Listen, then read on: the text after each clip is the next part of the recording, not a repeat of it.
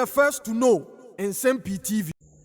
Sir, Jebekaya recently na ukokopiemu ewo mrashe bedwafia enye asemkotwa dom kuma and dom kese no enye heated argument about minewo ekasei economy no a ejina ne naso dom kotwa se esapa a won etwa edeto ho ena NDC amanyuko no edidi no mankasa de omubai de bon enye hwe sanso ena dom kese ne se eye bon emodern bo ena ama economy no ejina ne naso na John Dramani Mahama ekokopie mu ewo IMF ena ode kokoto omonim se NDC amanyuko ni modern bo ankasa de eye 20% ena abandada no modern bo eye 80% ena ama economy no ejina ne naso na oka sa asem no onim se IMF wo emfa metudwa bonso ede one report no eba ena odi shame asem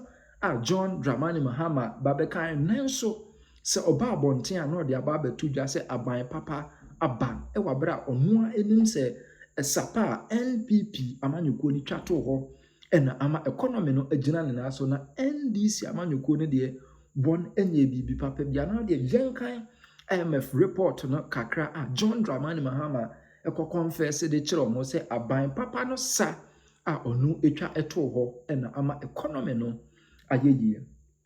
Or see the latest report by the International Monetary Fund on Ghana reveals that the new John Dramani Mahama administration acknowledges the previous Akufo-Addo government's significant role in stabilizing the economy and laying the groundwork to address long-standing vulnerabilities.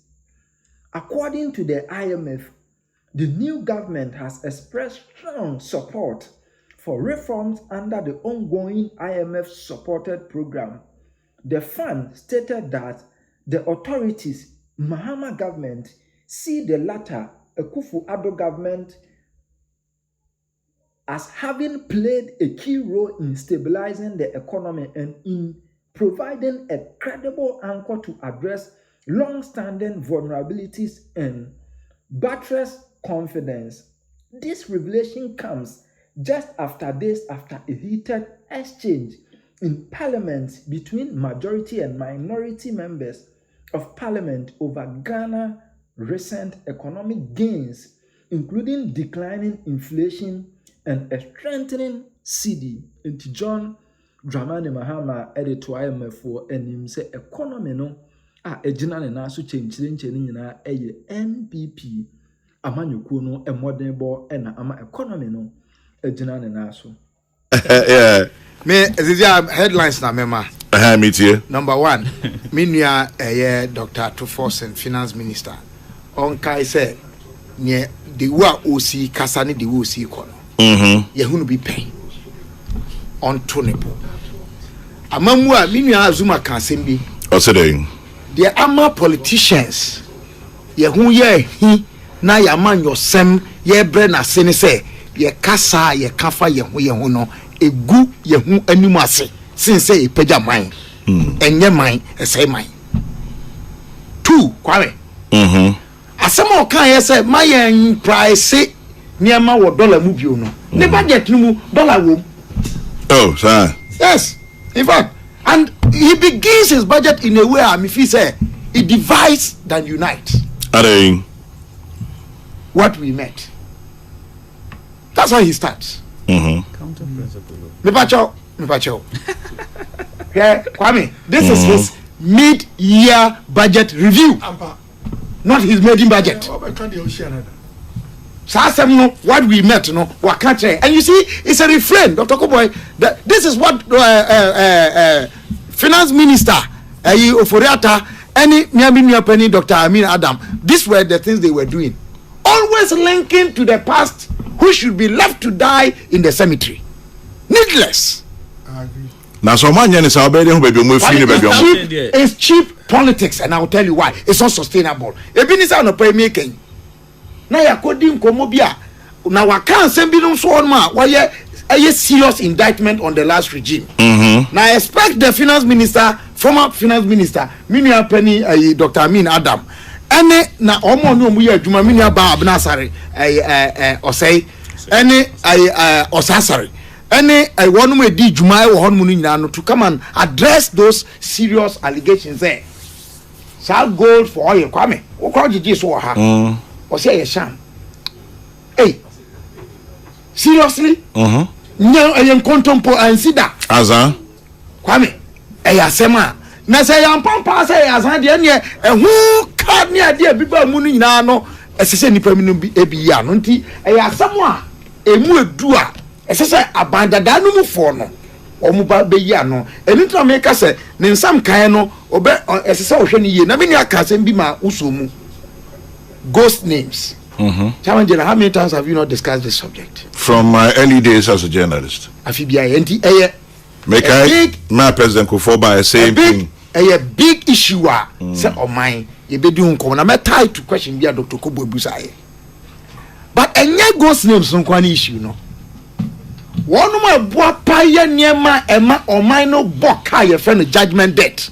Many who can say lawyers are no more here mama GRDA.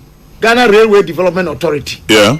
Contrary to contract terms, omo contemnati lawyers are omo jisika every omo a DGRDA foka eho ama sa lawyers so sika na nka omo jama GRDA no e konkon ho ana lawyers no so enam say ya terminate omo contract wrongfully omo court ni pana wo yes hade no ono so he's in the category of omo marketing ghost names e wo ye payroll no. Enti nema ye faso di boka no finance minister nani enko sade no na chairman general sa ya roads asemia ye di ken media misreo mpani ka asembi hasting slowly ya tibribia year of roads nya me papa enye doctor mo de ni bia no ye wo de me papa mo kwata na ebia ni mu year of roads but chairman general after all the efforts, I'm not saying they've not done anything. I know me kofa area bi wo Nkranha Echo Spinters Road challenge na ya chi on mo link bi on mo fa kopie manet on mo e de ko Nungwa wow ana hu ye na mi fa oda e ka kwa na okogbo akoye no Tibi Joshua nti bibi akoso but yanka mi krom kwan so King Tampo. Mina me kachireo. Ebe draw. Na fi ko Kumasi. Na say 2 weeks ni makwaba. Kwame. O ko Kumasi na. Na o ko by road. Forget. We do landing from from Kutuka. Na unyindwe. All right. Why no son kesi dualizing yi. Me papa ko for pencil. President Kufone start here. Yeah. But the Emma me can't pokwasi coin say one say. But the mama say.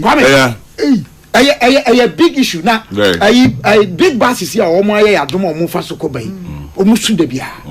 Otimu a wan kasa otin kamaka no. Na ye hwe ne amusa. Say anya bia Dr. Kobo question obusa ye say why is this too difficult? Because we are who we are. The are. answer is very simple. No law can be better than the people who are called upon to obey. Peace FM. It is as good as the people. Now, Bakubia would be true. Parliament. Kwame. Yeah, Kwabran. This was a grand opportunity to say one better say. Yeah, don't come on so you're watching Kessia Debois. A workout, they should study the history of workouts. I don't think it was the best opportunity. Nana is strategic enough. The minority leader, Master Numini Fenno Markin, Nkata me recommend amount. Understanding defeat, how to recover from loss in battle to gain victory in war by one Colonel T.N. Dupree, 1990. Second one, Mackay. Second one, Lion of the Senate. When Ted Kennedy rallied Democrats in a GOP Congress 2015 by his aides Nick Littlefield. Unim Edonkuma, sometimes small is beautiful and great. Minority can be effective and efficacious. at least MPP4, you have a history of having a minority of 61 plus PCP 5. It was a minority of 66 against a majority side of about 134. Chairman General, that parliament between 1997 2001 January, in my view, my study of the Parliament of Ghana under this Republic was the best. It was the beautiful parliament. Say J.H. Mensah, the leader of that minority, and the Wukwa, the chief whip, me papa SK Boafo, Otiasi. One was our parliament numu. Nana, your friend saying, Hakman Usajimai, Nana Kufado, Hakman, Mabonidi, Omutiasi, Safumafu, Kofi Kunedo Apreku, Chairman General Bodino, Munko, Namunko, Sian Free Sampany was say, Omoya and the same, and the ye, Nana Koblanketi or Tosunai, and our time a PNDC for a mammo check a crap, or more tries on Muya, Omokono. No Mubuzan say, then I see before young boys, no mutimi ye. I say, aye, ahen, the young paying Fuma would see him. They were young, but they had elders who led them and guided them. They were young, but they had elders who led them and guided them. Kwama, Mami, sorry, so. Mami, Miss Remo. And then your first day, just my Ghana, where a second day, Minusia, Oba back. Yeah, my Ghana, and I are children. Let's say. Or tiny and brebre ni abufu ayede ye amanyosem no e time emmo bia ye ya na ese atwa ye ho aba begina babia na ye gina dada no a o ma be ye yi a nipa ko ba ko bia nko antumi nye ye da. You may have a very overwhelming majority, but you cannot build parliament and Ghana with your numbers alone. Ye here obi biara, ye here obi biara. Mimpo me say minya manyoko bia mu sisi yi, you need my voice. Yensom nipa mo ye mane traso a ehun sunsanso no ebi na na minua Dr. Koboy or kan wo hai chama as for atufo the mesre no Ghana for ATM kasa bebre enye nti no mto aba ma NDC ene pokwasi kwan no say ha no mo start demonstration no akadi na kan ho na no Kabila budget statement no ya allocate is kama contractor no na production team no mo nkasa no na microphone media na AT bra kwa pokwasi a third of the country, this country, almost a third of Nkrofo Masi Kwanzi Omutu Kwanyina Omu fa Accra afa Pokwasi Akwa Ashanti Achaso Akwa Bron ena how do you call it North a third. Now when we did media budget review for 6 months now, don't come Chroma Yenjo be ask how okay Omuzi o you have statutory fee. Hey now you have statutory fees and I mean tell me your champ or say get fund contractors omunya contractor now get fund contractor also school block and Pokwasi Kwanyino. In terms of impact, no, they are in a surabami. Pokwasi Kwanyino. Mesre politicians, young guys say, "Omo mutu abama yeno." Nyama here won, ebe mo won here won. Yebo mo di na address those things. And I mean say, you see, na debt to GDP above na debt to GDP above for me.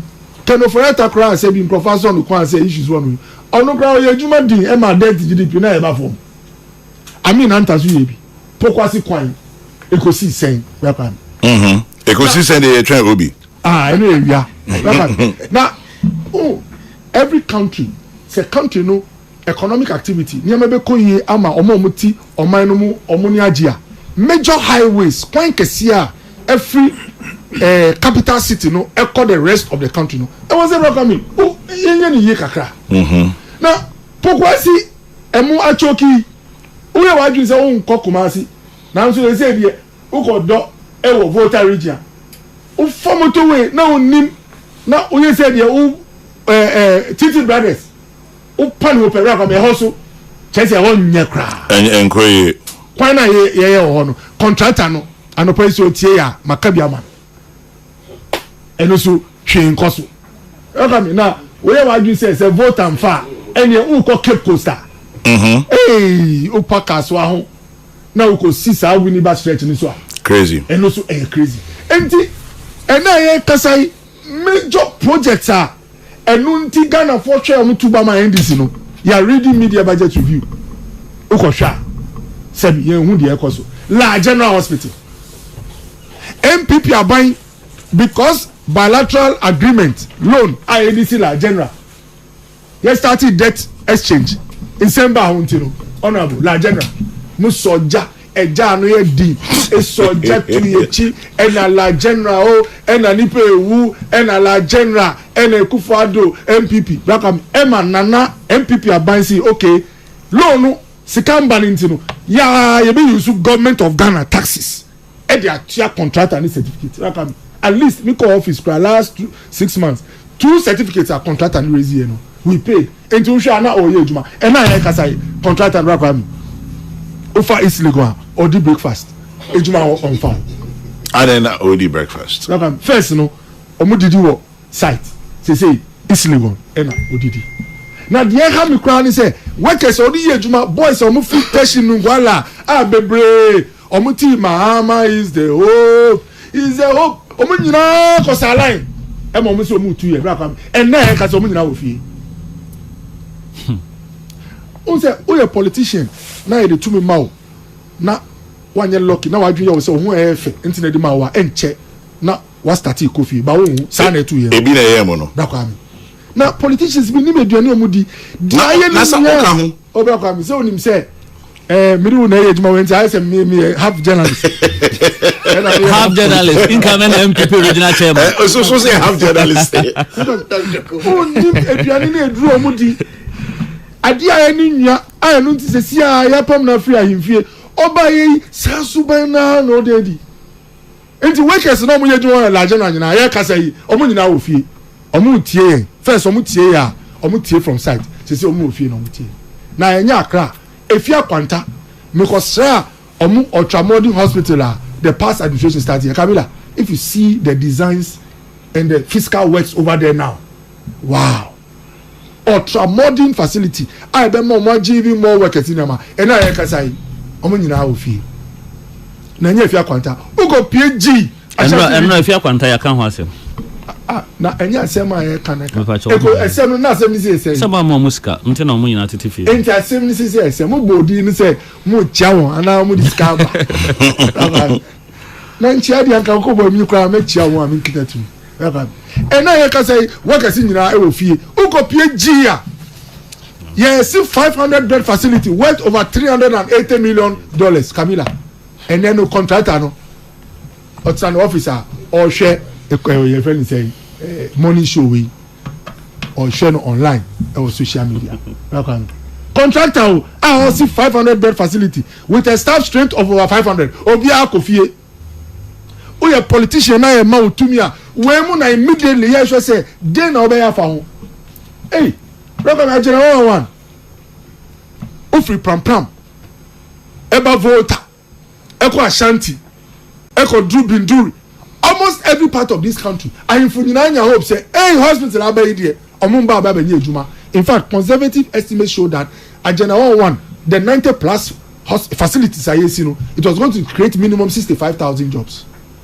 and I'm wearing it look at me now NDC can say to say project no impact kesenti o show mu campaign just like they deal with free SHS oh yeah ntwem ye be me kai say president mama kra say ajere one no obi kai say o messed up here it's a lie they will try and complete them o kan say o messed up here na say you stop we o kasa two microphone oh there been o see o stop we you stop we I'm free say o so kan say one kasa obetu aso David o ba chairman dem say we su anko for ni man na kasa yeah let's see from media budget review kai over 90 facilities across Ghana no you see big push sikano for the next 24 months Kabila ni nyina a road enti chese agena o wa ni nyina no for 24 months at least for the next 24 months no ebe kan rim la general hospital ebe kan rim efia kwanta ebe kan rim mother in charge governor ebe kan rim wow the change is very very impactful na challenge general okay, the meeting we say one of the biggest promises are NDC aban here obi so mo so mo nkyeremu a omo kakakra na omo afa nkyɛn sɛ mo ntwɛn nya to me mo behu ye ye nkrata 24-hour economy chama general for kasa na chama general de oba na wo bonyum o kan na so kan bebre menim say o kan ya mapa 24-hour economy dey na ye ka o wenra Mante. Ye kan na want na yanka Obi e ka say me chance in throughout. Enti ebi ana me sorry kwa na ye kan bibi amante. Raka mo sorry kwa na yanka hwe. 24-hour economy. Chairman, incoming chairman. Yes. No budget no hwe. Me kita soft ni hard. Yeah, dey mo na mo ya demonstration. Me kai akana wa ka say 24-hour no. They are too kind in paragraph. Kan you kai? Oh me dey be ma. Enye say wo body din no kai. Raka me. On a serious note, say a person create jobs. Me dey Emma me politics since kwan be na be fa so a me be nya adwuma. Ye ho be yan. Say a person ye niam we a. I say ye identify sectors a ye di sika abandon sika ni na ho di tachi a ebe buama adwuma ye den aba. Na enra show bi so na me ka our top 10 exports niam Ghana ye di kwa abrochi a ye di sika ba. Some are not sustainable and create a lot of jobs. Crude count. Crude the FPS will need to ship bia e water cradi. And no said you the jobs are creating no entity create. But ultimately cashew mu. Not cashew are exporting in shell. The raw form of cashew was about 0.9% of the worth close to 2 billion or so.